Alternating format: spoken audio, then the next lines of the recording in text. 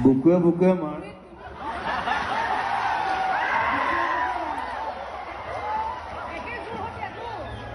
প্ৰস্তুতি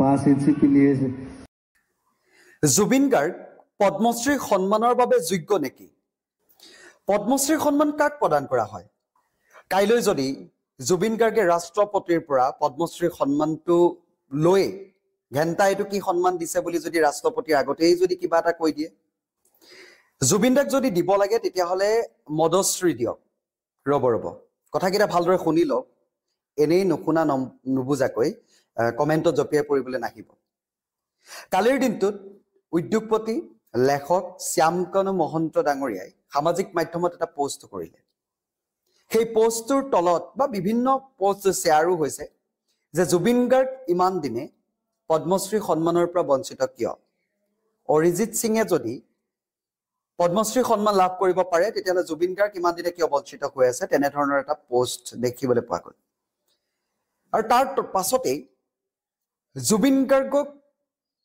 বৰ্তমান সময়ত অসমৰ ৰাইজে কেনেকৈ কোনটো দৃষ্টিৰে চাই নৱপ্ৰজন্মই কোনটো দৃষ্টিৰে চাই বা একাংশ বুদ্ধিজীৱীয়ে কোনটো দৃষ্টিৰে চাই সমাজৰ সচেতন ব্যক্তিসকলে কোনটো দৃষ্টিৰে চাই আপোনালোকে কমেন্ট বক্স চালেই গম পাব এইখিনিতে ক'ব বিচাৰিছো জুবিনদাৰ বেয়া হোৱাটো ময়ো কাম্য নকৰো এজন অসমীয়া হিচাপে আপুনিও হয়তো কাম্য নকৰিব কিন্তু জুবিন গাৰ্গ সংযম হোৱাৰ সময় সমাগত কালি সেই পোষ্টৰ তলত দিয়া সেই মন্তব্যবোৰেই তাৰ প্ৰমাণ কাৰণ কি জনতাৰ শিল্পী জনগণৰ শিল্পী হিচাপে তেখেত সংযম হোৱাটো কথা কওঁতে সংযম হোৱাটো বা যিকোনো পৰিৱেশ পৰিস্থিতি কৰাটো মন্তব্য কৰাটো সকলোতে সচেতন হোৱাটো অত্যন্ত প্ৰয়োজন আপোনালোকক এটা কথা সুধিব বিচাৰিছো সেই তাহানিৰ শান্ত সমাহিত মঞ্চত যাৰ গীতে জিপাল কৰিছে সেই জুবিন গাৰ্গ বৰ্তমান সময়ত আছেনে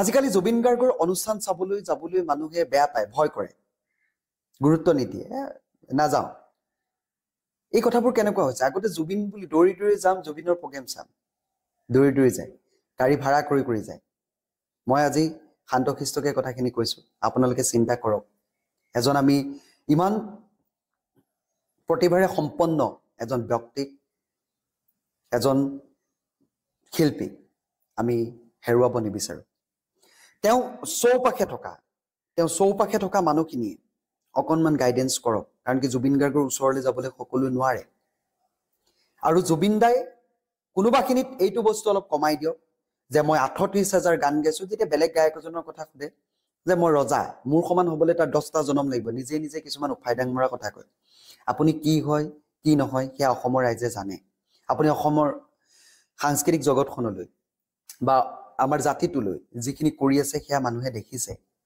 আপুনি ৩৮,০০০ গান গাইছো বুলি আপুনি বিশেষকৈ নকলেও হ'ব আপুনি গীতৰ ৰজা হয় নে নহয় সেয়াও ৰাইজে জানে গতিকে আপোনাৰ ফালৰ পৰা যদি এনেকুৱা উফাইদাং মৰা কথাবোৰ মঞ্চত এই তাহানিৰ যি গীত গাইছিলে যি শালীনতা ৰক্ষা কৰি পৰিৱেশটো এটো সুন্দৰ সুস্থিৰকে গীত গাইছিলে সেই জুবিন গাৰ্গ আজি আছেনে সেই বিষয়বস্তুবোৰ বৰ্তমান সময়ত আলোচনা হৈছে ইমান আশা দেখাৰে ডেকা গাভৰু আবাল বৃদ্ধা বনিতা সকলো ওলাই যায় তেখেতৰ প্ৰগ্ৰেম চাবৰ বাবে কিন্তু কেতিয়াবা মঞ্চত গানেই গাব নোৱাৰে কেতিয়াবা মঞ্চলৈ গৈ বিতৰ্কটো হৈয়ে থাকে বাৰু এইটো পিছৰ কথা মঞ্চত গৈ কথাই ক'ব নোৱাৰে গীতটো ঘূৰাবই নোৱাৰে আগৰ সেই জুবিনৰ সেই কণ্ঠস্বৰ আছেনে তাৰ মাজতে জুবিনৰ প্ৰসংগলে অৰিজিত সিঙকো টানি অনা হৈছে অৰিজিত সিং বোলে জুবিনৰ সমতুল্য হ'বলৈ 50 বছৰ লাগিব কিন্তু উলুটাকৈ যদি মই আপোনালোকক কওঁ জুবিন গাৰ্গ অৰিজিত সিং হ'বৰ বাবে 50 বছৰ লাগিব সকলোৱে নিজৰ জেগাত ঠিক আছে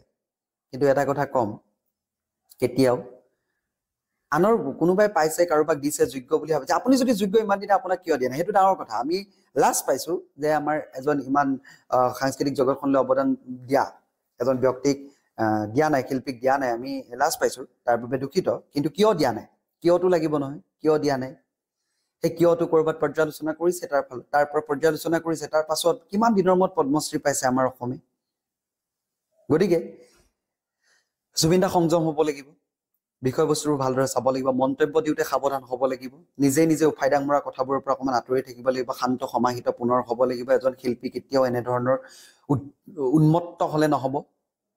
সমাজখনৰ বাবে কিবা এটা অৱদান থাকিব লাগিব, যাতে নৱপ্ৰজন্মই তেখেতৰ পৰা উঠি অহা প্ৰজন্মই কিবা এটা শিক্ষা ল'ব পাৰে, তেনেকুৱা ধৰণৰ বিষয়বস্তুবোৰ থাকিব লাগিব। তৰ্ক বিতৰ্ক সদায় নকৰিব।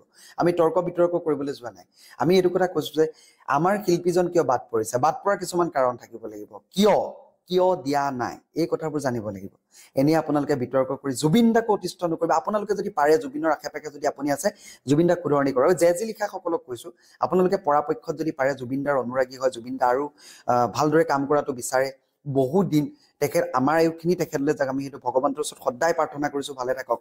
কিন্তু সমাজ জীৱনত আৰু অৱদান দিবলগীয়া আছে। নৱপ্ৰজন্ম আৰু আমাৰ প্ৰজন্মই তেখেতৰ যাতে গীত শুনক, প্ৰজন্মৰ বাবে তেখেত জীয়াই থাকক, নতুনত্বৰ সৃষ্টি কৰক, তাকে কামনা কৰিছোঁ। কিন্তু সমাজখন আগুৱাই নিয়াৰ ক্ষেত্ৰত, সমাজখন পৰিৱৰ্তন কৰাৰ ক্ষেত্ৰত, সমাজখন এটা স্থিৰতা অনাৰ ক্ষেত্ৰত আপোনাৰ অৱদান, প্ৰভাৱ এইবোৰ থাকিব লাগিব। এনেই এজন শিল্পী হ'ব নোৱাৰে। শিল্পী বহু গুণেৰে সমৃদ্ধ হ'ব লাগিব। সেই সকলো গুণ পাবলৈ বহুখিনি কষ্ট কৰিব লাগিব।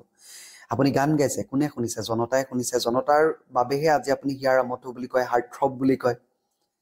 আপুনি নিজে নিজে একো হ'ব নোৱাৰে।